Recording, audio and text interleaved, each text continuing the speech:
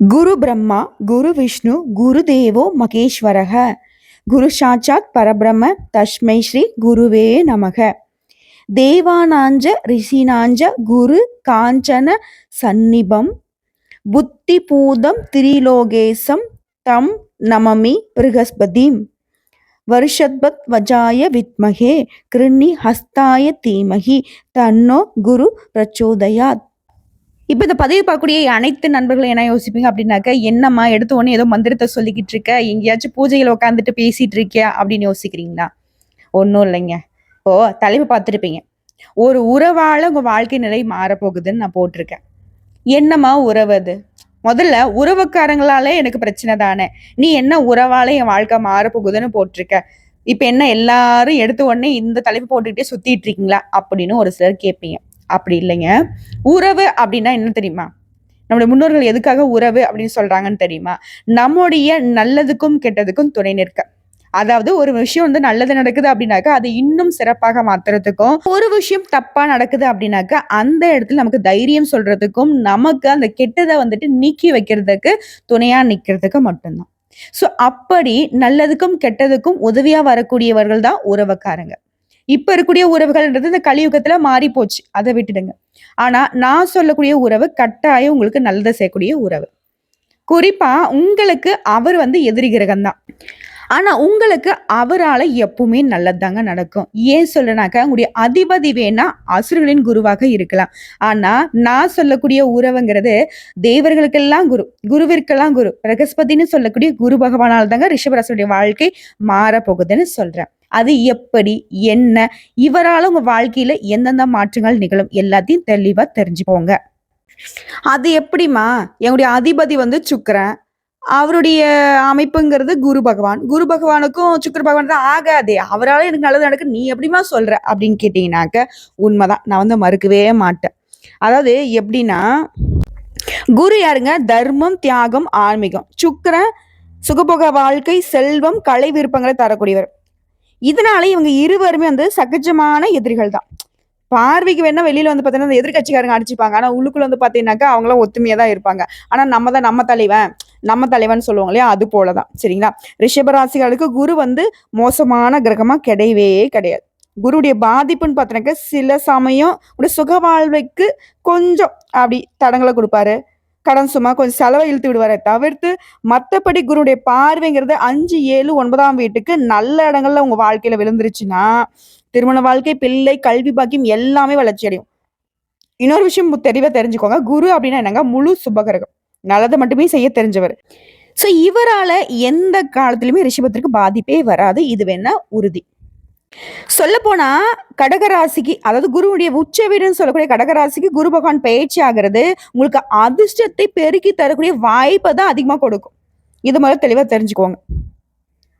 சுருக்கமா சொல்றேங்க, பகை கிரகம் தான், ஆனாலும் பயிற்சி நல்ல இடத்துல இருக்கிறதுனால அவருடைய அதிர்ஷ்டம், கல்வி, திருமணம், பிள்ளை பேரு, பாக்கியம் எல்லாமே உங்களுக்கு உச்சத்தை அடைய செய்வார்.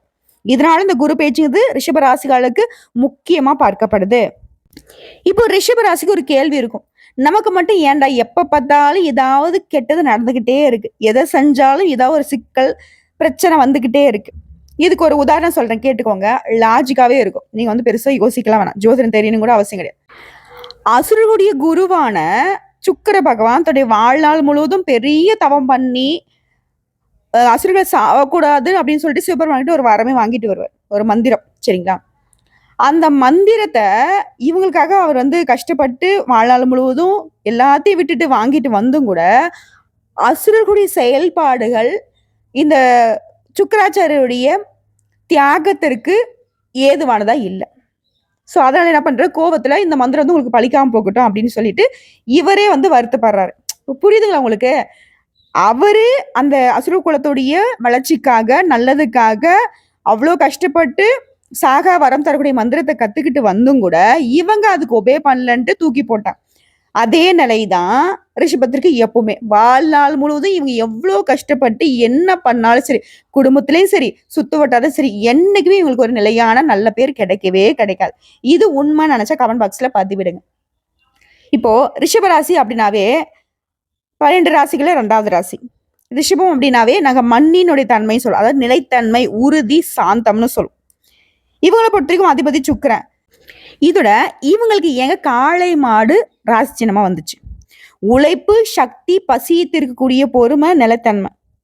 எப்படி வந்துட்டு ஒரு காளை மாடு இந்த வயல உழுது விளைச்சல தருதோ, அப்படியே தான் ரிஷபராசிக்காரங்க குடும்பத்துக்காகவும் சமுதாயத்துக்காகவும் தன்னுடைய உழைப்பால வளத்தை சேர்க்கக்கூடியவங்க, நல்லது செய்யக்கூடியவங்க. காளைனாவே என்ன? உறுதி, பொறுமை, வளம். ஆனா இவங்களை யாராவது ஒருத்தங்க நோண்டிட்டாங்க, இவங்க யாராவது வந்து பார்த்தீங்கன்னாக்கா கோவப்படுத்திட்டாங்க அப்படின்னாக்க, அந்த காளை மாடு மாதிரி ரொம்ப வந்து பார்த்தீங்கன்னாக்கா ஆக்ரோஷமா இருப்பாங்க, கோபத்தை அதிரடியா காட்டுவாங்க. இப்ப காளை அப்படின்னாவே என்னங்க? நந்தி அப்படின்னு சொல்லுவோம். நந்தி யாருடையது? சிவபெருமானுடைய வாகனம். ஸோ இந்த ராசிக்காரர்களுக்கு வந்து பொதுவாவே சிவபெருமான் மற்றும் பார்வதி தேவிக்கு பிரியமானவங்க. ரொம்ப நாளா யோசிச்சிட்டீங்களா, நமக்கெல்லாம் யார் இருக்கா, நம்மளால யாருக்கும் பிடிக்காது, நம்ம இப்படியே தான் இருக்கும் போல வாழ்க்கை அப்படின்னு யோசிப்பீங்க இல்லையா? ஆனா ஒரு விஷயம் தெரிஞ்சுக்கோங்க, எப்பவுமே ரிஷப ராசிக்காரங்க சிவபெருமானுக்கு ரொம்ப ஸ்பெஷல், ரொம்ப பிடிச்சமான ராசிக்காரங்க நீங்க. அதாவது சிவபெருமான் எப்படி நந்தியோடு இருக்கிறாரோ அதே மாதிரி தாங்க ரிஷபராசிகளுக்கு சிவபெருமானுடைய பாக்கியம்ங்கிறது எப்பவுமே கூட நிற்கும். புரியுதுங்களா? பயப்படவே வேணாம். உங்களை பொறுத்த வரைக்கும் மாற்றம் தரக்கூடிய விரதம் மட்டும் சொல்றேன், இந்த 2 விதத்தை எப்பவுமே ஃபாலோ பண்ணி பாருங்க. ஏற்றம்ங்கிறது தொடர்ந்து இருக்கும், மாற்றம்ங்கிறது வந்துகிட்டே இருக்கும்.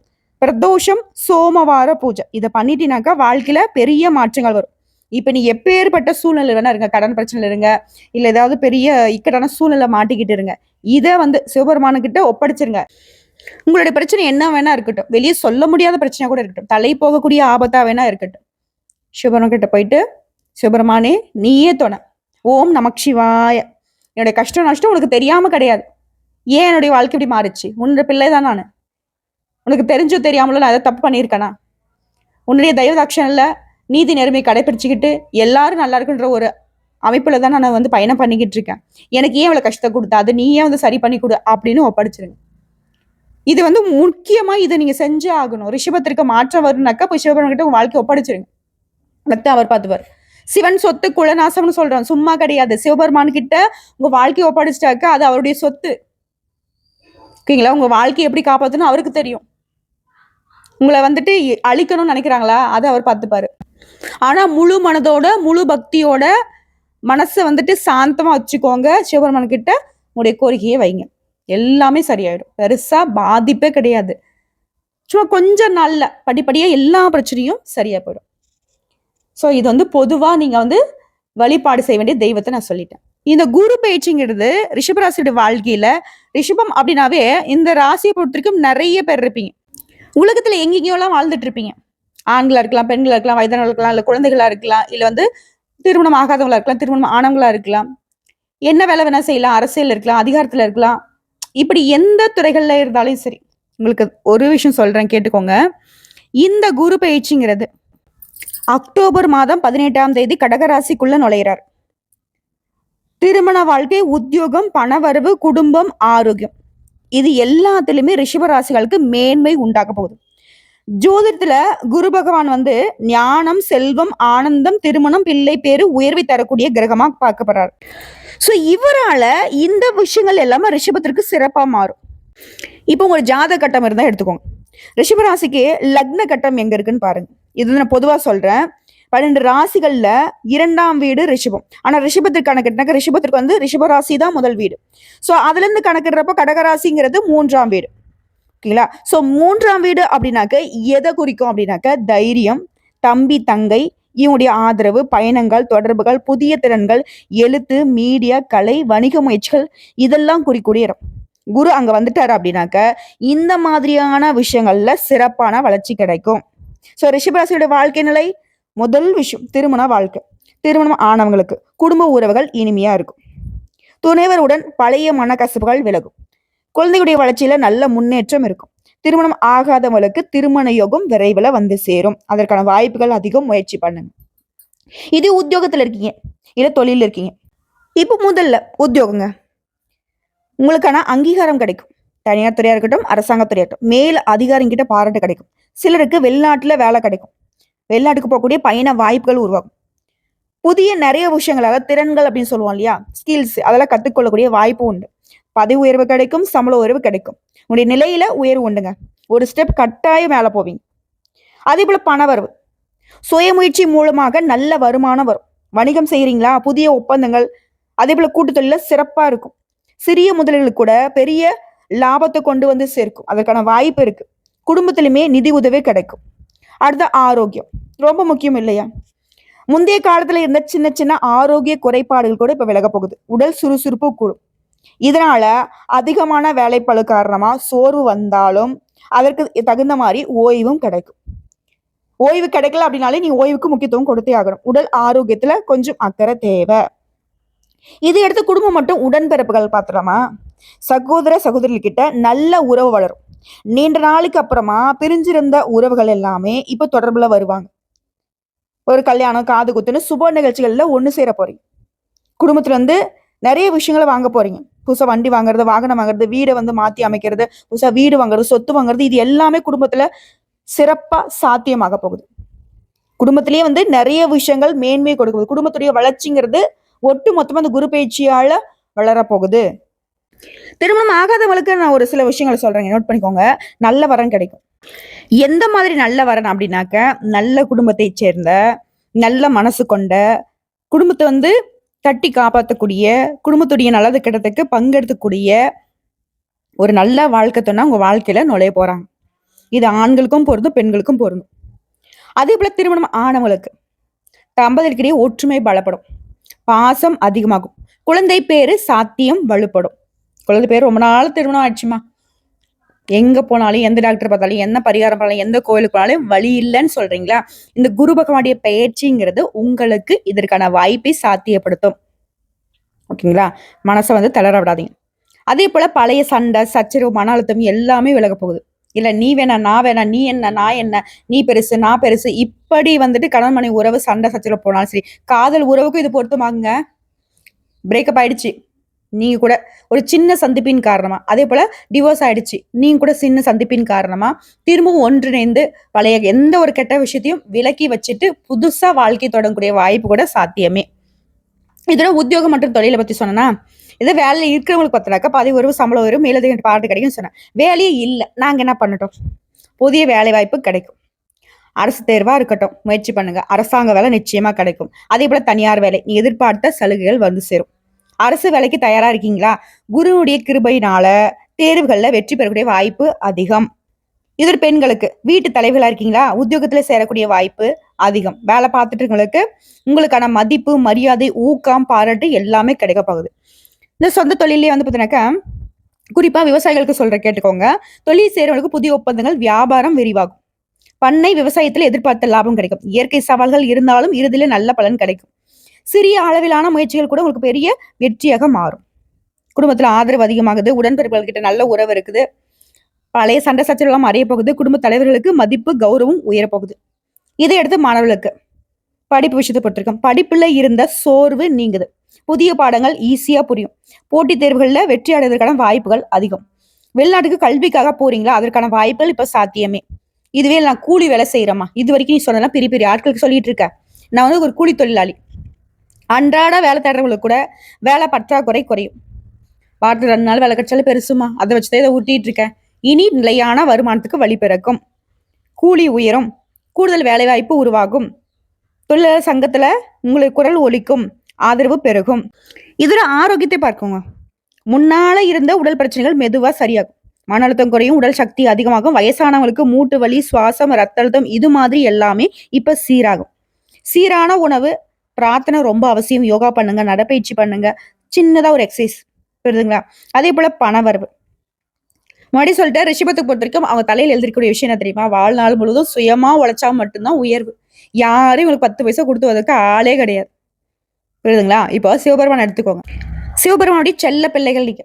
குபேரனுக்கும் சரி, லக்ஷ்மி தேவிக்கும் சரி, செல்வத்தை அள்ளி கொடுத்தவர், அது வரமா கொடுத்தவர். அவங்களுக்கு செல்வத்தை கொடுக்கக்கூடிய தெய்வங்களாக மாறியதே சிவபெருமானாலதான். ஆனா சிவபெருமான் கிட்ட என்ன இருக்கு? எப்பவுமே காட்டுல மட்டும் சுத்திக்கிட்டு இருக்காரு. சொன்ன போனாக்கா சுடுகாட்டுடைய தலைவன்னு கூட சொல்லுவாங்க. மண்டவோட அதெல்லாம் கழுத்துல மாட்டிட்டு இருக்காரு, அவரை கும்பிட்டா இது பார்த்தீங்கன்னாக்கா பெருசா வளர்ச்சியாக அதெல்லாம் சொல்லுவாங்க. அதெல்லாம் ஒண்ணும் கிடையாது. நம்ம எல்லாரும் பணம் வேணாக்க குபேரையும் லட்சுமி தேவரும் விழுந்து விழுந்து கும்பிடுறோம். அவங்களுக்கு வரம் கொடுத்தவரே யாரு? சிவபெருமான் தான். ஓகேங்களா? அவர் நினைச்சா ஆக்கவும் முடியும், அழிக்க முடியும். அவர்கிட்ட வழிபாடு செய்யறது பார்த்தீங்கன்னா உங்களுக்கு டவுன் கிடையாது, வளர்ச்சி தான் பெறும். இதோட இது ஏன் சொல்ல வந்த? சுய முயற்சிங்கிறது உங்களுக்கு வரவை கொடுக்கும். முயற்சி பண்ணுங்க. அதே போல குடும்பத்துல இருந்த நிதி உதவி, பங்கு, பண்ணை, நிலம் சார்ந்த வருமானம் எல்லாமே அதிகமாக போகுது. பண்ணை அப்படின்னாக்கா விவசாயிகளை சொல்றேன். ஓகேங்களா? எதிர்பாராத சொத்து, பரிசு, சேமிப்பு இதெல்லாம் கிடைக்கிறதுக்கு வாய்ப்பு உண்டு. திடீர்னு எனக்கே தெரியாதுப்பா, இது என் முன்னோரு சொத்தாம்பா, அப்படி திடீர்னு ஒரு சொத்து வந்து சேரும். அது போலதான் ரிஷபராசிக்கு குரு என்ன பண்ணிட்டாரு, பரவாயில்லப்பா, நீ ரொம்ப நாளா ரொம்ப கஷ்டப்பட்டுட்டு இருக்க, உன்னுடைய அதிபதி உனக்கு பெருசா வந்துட்டு சப்போர்ட் பண்ணல, நான் உனக்கு பண்றேன் அப்படிங்கிற மாதிரி.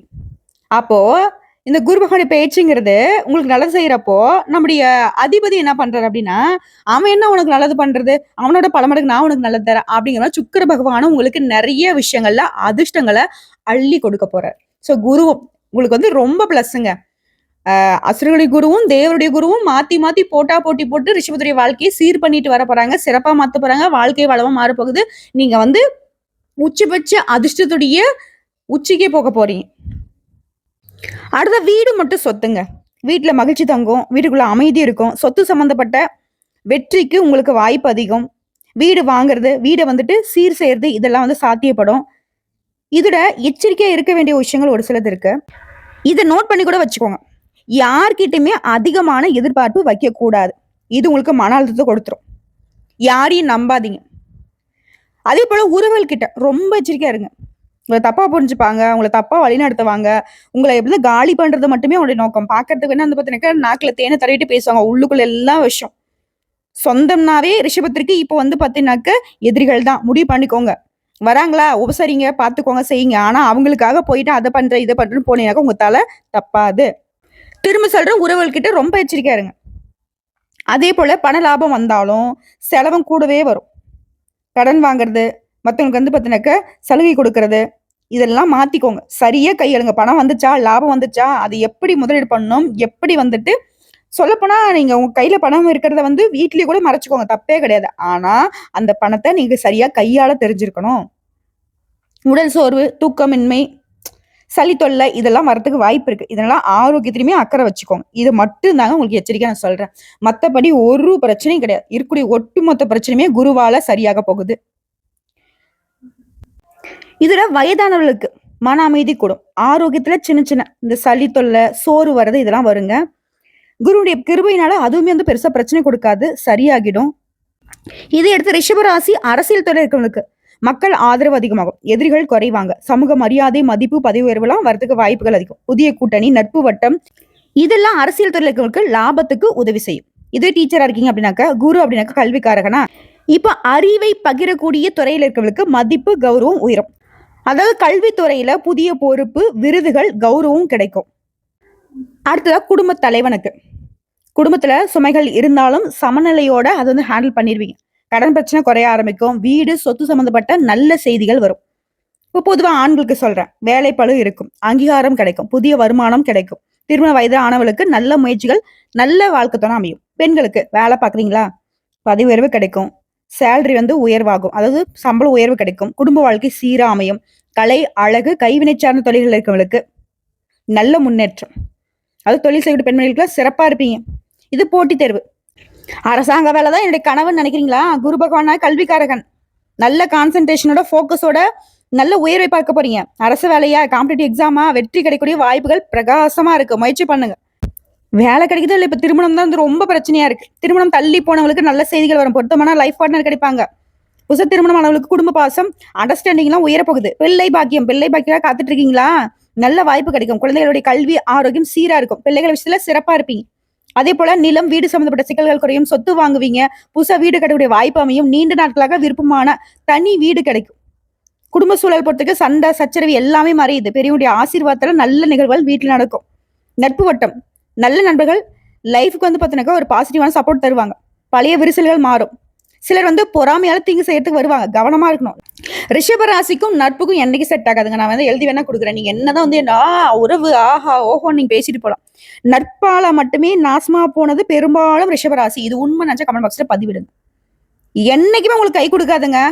ஏதோ ஒரு சில உறவுகள் மட்டும் தான் உங்களுக்கு வந்து நிற்கும், அதாவது நண்பன்கிற பேர்ல. ஆனா பெரும்பாலும் துரோகம் சந்திச்சது உங்களுடைய நட்பால மட்டும்தான் இருக்கும். சமுதாயத்துல மதிப்பு, மரியாதை இந்த காலகட்டத்துல அதிகமாகும். குரு பகவான் மதிப்பு, புகழ் தரக்கூடியவர். நல்ல பெயர், மக்கள் பாசம் உங்களுக்கு அதிகமாகும்.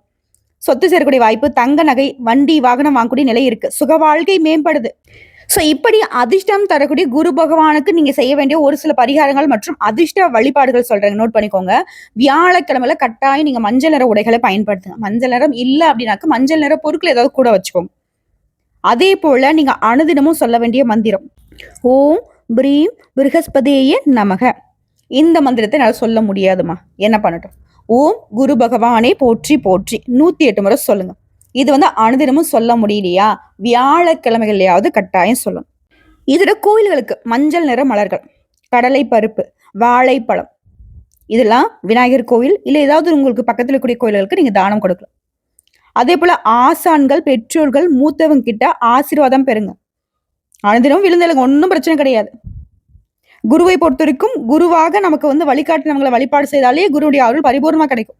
அதே போல அதிர்ஷ்டம் தரக்கூடிய நிறம்னு பார்த்தீங்கன்னாக்கா மஞ்சள், பச்சை அதிகமா பயன்படுத்துங்க. இந்த நிறங்களை கூட வச்சுக்கோங்க. அதிர்ஷ்டம் தரக்கூடிய திசைன்னு கேட்டாக்கா வடகிழக்கு. அதே போல நீங்க போக வேண்டிய கோவில்கள், குரு பகவானுடைய சிறப்பு கோயில்கள் எதுவாக இருந்தாலும் சரி போயிட்டு வாங்க. தஞ்சை, ஆலங்குடி, காஞ்சி, திருவள்ளூர் இந்த கோயில்களுக்குலாம் போய் தரிசனம் பண்றது சிறப்பு. முடியாத பட்சத்துல ஒன்றும் பிரச்சனை கிடையாது. வீட்லயே வழிபாடு செய்யுங்க, இல்ல நவகிரகங்களை வெற்றக்கூடிய குரு பகவானுக்கு வழிபாடு செய்யுங்க. மஞ்சள் நிற வஸ்திரம் சாற்றி வழிபாடு செய்யுங்க. இதுவே நீங்க தமிழ்நாட்டுல போக வேண்டிய கோவில்கள்னு கேட்டினா குரு ஸ்தலங்களை சொல்றேன், நோட் பண்ணிக்கோங்க. ஆலங்குடி அபத் சகாயேஸ்வரர் கோயில், தஞ்சாவூர், இது நவகிரகங்களுடைய குருஸ்தலம். இங்க குரு பகவானை தரிசனம் பண்ணினாக்க கல்வி, பிள்ளை பேரு, செல்வம், ஆரோக்கியத்துல மேம்பாடு கிட்டும். அதே போல திருவள்ளூர் வீரராகவ பெருமாள் கோயில், இங்க குரு பகவானுடைய அருள் நிறைஞ்சிருக்கு. திருமண வாழ்க்கை சீரா இருக்கணும், குடும்பத்துல மகிழ்ச்சி நிலைச்சிருக்கணும்னாக்க இங்க போய் தரிசனம் பண்ணிட்டு வாங்க. அதே போல காஞ்சிபுரம் காமாட்சி அம்மன் சன்னதி அருகே உள்ள குரு பகவான் ஆலயம், ஆன்மீக முன்னேற்றம், கல்வி, அறிவுல சிறப்பா இருக்குனாக்க இங்க போயிட்டு வாங்க. அதே போல திருச்சி உறையூர் குரு பகவான் தரிசன ஸ்தலம், இங்க போய் வழிபாடு செஞ்சுட்டு வந்தீங்கன்னா வாழ்க்கையே முழுவதுமா பாக்கியம் பெறும், சுப நிகழ்ச்சிகள் கூடும். மற்ற குருஸ்தலம்னாக்க திருநெல்லை அலங்குளம் அருகே குரு கோயில், ஆந்திரா வீரவள்ளூர் குருஸ்தலம், காசி வாரணாசி விஸ்வநாதர் சன்னதி அருகே இருக்கக்கூடிய குரு ஆலயம். இதோட நீங்க செய்ய வேண்டிய சிறப்பு வழிபாடு, வியாழக்கிழமையில அதிகாலையில எழுந்து சுத்தம் குளிச்சுட்டு வீட்டுல கூடிய தெய்வங்களுக்கு பூஜைகளை முடிச்சுட்டு பக்கத்துல இருக்கக்கூடிய ஏதாவது ஒரு கோயில்களுக்கு மஞ்சள் மலர்கள், கடலை பருப்பு, வாழைப்பழத்தை நிவேதனமா கொடுக்கலாம். அதே போல ஓம் குரு பகவானை போற்றி போற்றி 108 முறை அந்த மந்திரத்தை ஜபிக்கலாம். அதே போல குரு பகவான் அப்படின்னாக்க கல்விக்காரகன் மழை சொன்ன இந்த படிப்புக்காக கஷ்டப்படக்கூடிய மாணவர்களுக்கு புத்தகம், பென்சில், நோட்டு புத்தகங்களை தானம் செய்தினாக்க குரு பகவானுடைய அருளுங்கிறது இரட்டிப்பா கிடைக்கும். ஸோ ஒட்டு மொத்தமா சுருக்கமா சொல்றேன், ரிஷபராசிகாரர்களுக்கு இந்த குரு பகவானால அதிர்ஷ்டம், வளம், பாசம், செல்வம், ஆன்மீகம் எல்லா விதங்கள்லையுமே முன்னேற்றம். இவரால உங்க குடும்பமே பார்த்தீங்கன்னாக்கா அதிர்ஷ்ட நிலை பெறப்போகுது.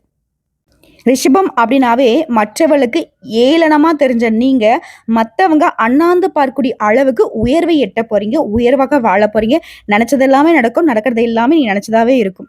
நல்லதே நடக்கும், வாழ்த்துக்கள், நல்லது மட்டுமே நடக்கும். நீடித்த நிலைத்த செல்வம் புகழோட சிவபெருமானுடைய அருள் ஆசியோட மற்றவங்களுக்கு சிம்ம சொப்பனமாக வாழ போறீங்க. குருவருள் உங்களுக்கு திருவருள் கொடுத்திருக்கு. வாழ்த்துக்கள்.